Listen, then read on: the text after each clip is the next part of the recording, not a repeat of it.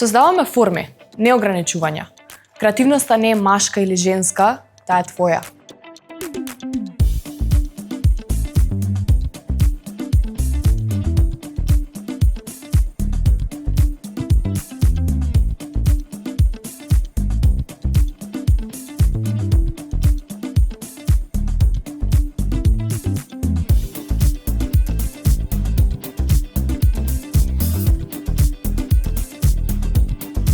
Тоа беше интересно. Мажот ми е столар.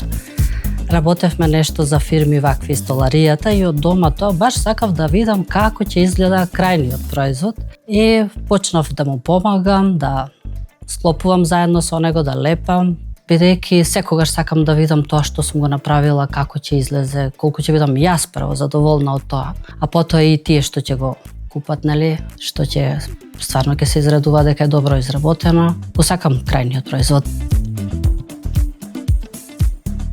Дрвото го познавав веќе и продолжив на припрема на сунгерот.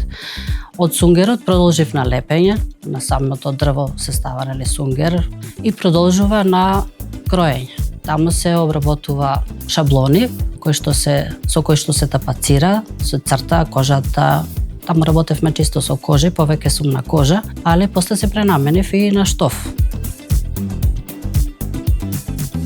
Па би добиле многу ако стварно го засакаат својот занает, а сега денеска технологијата е многу поусовршена, ќе им биде многу полесно да го постигнат тоа што го сакаат. Сега има и CNC машини за кроење, има и помодерни механизации и други, така да не треба воопшто да се плашат и треба да напредуваат, бидејќи е многу посовршено.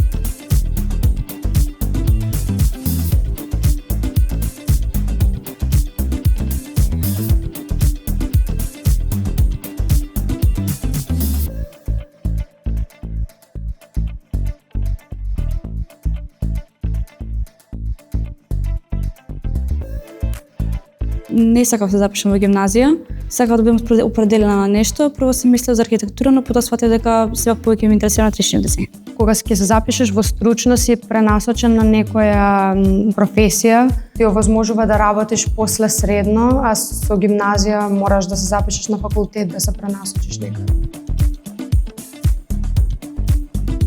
Практичната настава е пред се еден предизвик. Таму со учење преку работа кај работодавачот, учиме како да создадеме нов производ и да направиме.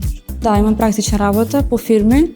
Добивам повеќе знаења вработените и со компјутер имат повеќе посовремени технологии, посовремени апликации, програми кои го користат и таму повеќе изучувам.